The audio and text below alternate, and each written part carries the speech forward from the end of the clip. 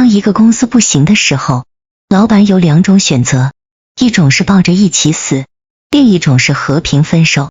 前者自私自利，后者宽宏有爱。北京阿亚拉索公司成立于2010年3月18日，法定代表人为朱继梅。提到朱继梅，大家可能不太了解，因为现实中的他喜欢用朱梅这个名字。朱梅，刀迷应该很熟悉吧？她是刀郎的现任妻子。虽然北京阿亚拉索的法定代表人是朱继梅，但真正决定公司命运的是刀郎。有刀郎，阿亚拉索是一个可以吸引强援、名声赫赫的大公司；没有刀郎，阿亚拉索只是一个无人关心的小单位。2013年，阿亚拉索苏公司迎来了至暗时刻，因为这一年，刀郎选择了隐退，孤身一人去了苏州学习评弹。刀郎的决定让公司签约的艺人陷入了两难，是继续留守等待刀郎回归，还是趁机和公司解约，寻找更大的靠山。阿亚拉索有两个艺人深受老百姓喜欢，一个是刀郎，另一个就是他的爱徒云朵。云朵原名谢春芳，2005年拜师刀郎学习音乐。虽然他是在2010年和阿亚拉索签约的，但在此之前，刀郎已经为云朵做了很多事情，比如教他唱歌、带他参加演唱会、为他写歌等。云朵最好听的歌曲《我的楼兰》就是在阿亚拉索效力期间推出的。可以说，刀郎对云朵有着天高地厚之恩。不知为何，2014年云朵选择了和公司解约，开启单飞之路。由于云朵迟迟没有对外公布这一消息，导致过去的整整10年时间里，大家都以为他还是刀郎的爱徒，所做的一切都是刀郎授意的。直到2024年10月17日，阿亚拉索发出声明，表示云朵早已和公司解约，所做的一切都和刀郎没有任何关系。10月29日，云朵的经纪公司即北京云端音文化艺术有限公司发出了声明，首次公开了云朵离开刀郎的真相。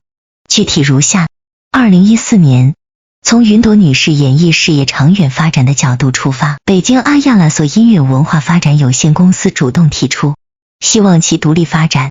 此后双方友好解约。按照云端音的说法，刀郎是为了让云朵有更好的发展，才忍痛割爱，没有强行把她留在公司赚钱。要知道，艺人和经纪公司签约都是10年起步的长约，想要提前解除合同，要么就此隐退回家娶妻生子，要么拿出巨额赔偿金。云朵只为北京阿亚拉索文化有限公司效力4年就解除合同，唯一的解释是刀郎没有难为他，他独自一人承受着主流音乐圈的打压。再回过头来，我们再看看云朵是怎么对待刀郎的。他明知道自己解约是因为恩师的宠溺，如果当时刀郎要求云朵拿出巨额赔偿金，也完全符合江湖规矩，没有人能挑出毛病。但他舍不得。云朵自幼在刀郎家中长大，吃刀郎的住刀郎的名字也是刀郎给的，在刀郎心中，云朵早就是他的家人了。可笑的是，云朵离开阿亚拉索后，疯狂参加综艺做直播打 PK， 连自己的引路人阿布找他发个宣传视频，他都要对方付2万元。此时此刻的云朵早已不是刀郎身边清纯可爱的女孩，而是一个利益至上的商人。因此，云朵是否忘恩负义已经不再重要。云端音的这篇声明不会让他走出低谷期，恰恰相反，云朵虚伪的一面被体现得淋漓尽致。2023年风云变幻的音乐圈中，一位知名藏族女歌手的公关团队发布的58个字，再次将这位歌手和他昔日的恩师推上热搜。10年沉寂，云朵和刀郎这对师徒的故事终于有了新的转折。云朵团队发文回应当年解约事件，但这份看似平淡的声明却在网络上掀起轩然大波。娱乐圈总有太多说不清道不明的往事，而云朵与刀郎这段师徒情缘格外扣人心弦。2005年，一个来自西藏的姑娘怀揣音乐梦想，成为了民谣歌手刀郎的关门弟子。那时的刀郎已是一位传奇人物，以独特的音乐风格征服了无数听众。在刀郎的悉心栽培下，云朵逐渐绽放光彩。2010年，他正式签约北京阿亚拉索文化有限公司，这家公司为他投入重金打造专辑，刀郎更是破例陪他参加各类商业演出。在当时的华语乐坛，这对师徒的组合堪称一道亮丽的风景线。然而娱乐圈从来都不是童话世界。2013年，刀郎选择封麦隐退，这个决定不仅震惊了歌迷，也让整个公司陷入了困境。1年后，云朵与公司解约的消息传出，在业内引发轩然大波。10年过去，关于这段往事的猜测始终未曾停息。有人说云朵背信弃义，有人说他忘恩负义，直到云朵的工作室首次对外公布真相。原来当年是公司主动提出解约，为的是让云朵能有更好的发展空间。这个解释看似平淡，却道出了一个令人心酸的事实。刀郎深知自己选择隐退后，公司难以为云朵提供更好的发展平台。为了不耽误爱徒的前程，他选择了主动放手。然而10年光阴飞逝，当刀郎重返歌坛时，人们却未能看到云朵的祝福与支持，这让不少歌迷感到失望，也让这段师徒情谊蒙上了一层淡淡的遗憾。一位资深音乐人这样评价，在商业社会里，纯粹的师徒情谊越来越少见。刀郎和云朵的故事，某种程度上折射出了现代音乐圈的复杂性。回首这段故事，或许我们该思考，在竞争激烈的娱乐圈中，如何平衡事业发展与情义两全。当商业利益与师徒情谊发生冲突时，什么才是最正确的选择？这或许没有标准答案，但云朵团队的这份声明，无疑为这个10年悬案画上了一个清晰的句点。只是在某些刀迷心中，那份期待弟子能在师父重返歌坛时送上一句祝福的心愿，终究还是没能实现。刀郎复出演唱会一票难求，人山人海。94岁老爷子不远万里从洛杉矶飞到广州，只为见刀郎一面。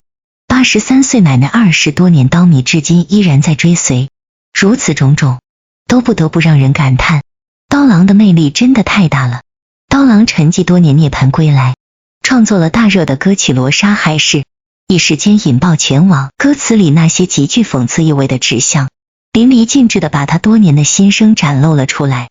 论歌词论旋律，他都是当之无愧的好音乐。刀郎在最火的时候选择退圈，而他付出心血培养的徒弟云朵，也在这个时候离开了他。对于徒弟的离开，刀郎选择了理解，两人好聚好散。这几年，云朵凭借刀郎为其量身定做的歌曲，大火赚了不少钱，也赢得了不少粉丝的喜爱。然而刀郎的一纸声明，却直接将云朵推向了风口浪尖，两人昔日的矛盾也被扒出，师徒之情再次被热议。刀郎版权所属公司发布一则声明，阐述了与云朵解约的事情，以及歌曲版权的归属问题。该声明强调，公司于2010年5月5日与云朵签署了合约书，担任其独家经纪公司，负责云朵的演艺事务及专辑发行事务。该合约已于2014年7月1日经双方协商一致后友好解除。情况说明中还表示，自合约解除后，云朵的工作安排、个人生活与公司和刀郎无关。公司目前仅授权云朵可在线下演出中表演的授权作品是以下4首：爱是你我、我的楼兰、西海情歌、云朵。该4首授权作品授权时间于2024年12月31日到期，以及授权云朵可在线下演出中表演授权作品倔强。该授权作品线下演出中的表演授权时间于2044年4月9日到期。刀郎的这个声明无疑会对云朵的事业带来巨大的影响，因为歌曲版权问题，云朵是不能随意演唱歌曲的，但是他的成名曲都是刀郎量身定做的，如果不继续续约，那么他以后的歌唱事业就会非常艰难，甚至用半废形容都不为过。那么刀郎为什么会出这个声明呢？这还要从云朵的行为说起。自从离开师父之后，云朵就自立门户，创办了公司，由其弟弟打理他的一切事务。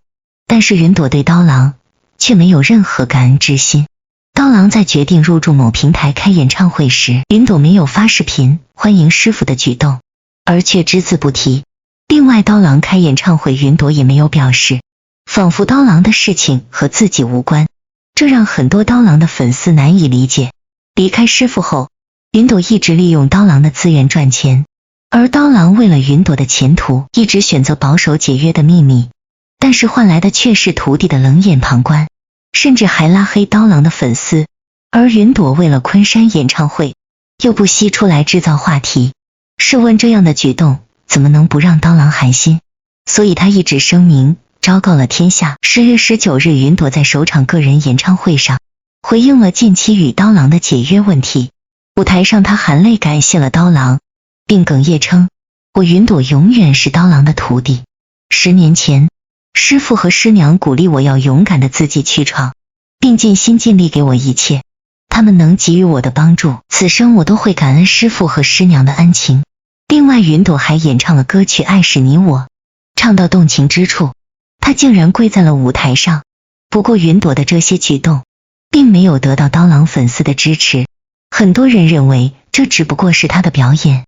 如果真的感恩，之前就应该有所行动，而不是等着声明出来才声泪俱下的感谢师父。早知今日何必当初呢？对于云朵当前面临的局面，也有资深人士给出了意见。他建议云朵必须化解与刀郎的矛盾，请有分量的人出面说情，把那几首歌的线下演唱全再续上10年。再就是在和刀郎和解之前，在任何场合都不要触及刀郎的话题，让这事在网上自然冷却，因为任何话题都会被传播者带偏，越说只会越被动。假如真的没法和解，那云朵就只能多创作自己的作品，但创作的难度太大，不是想创作就能创作出来的。要是外面有合适的作品，那便花重金去买，但买来的作品再好，也不可能强过那几首量身定做的。所以最好的办法就是和刀郎和解。对此大家是怎么看待的呢？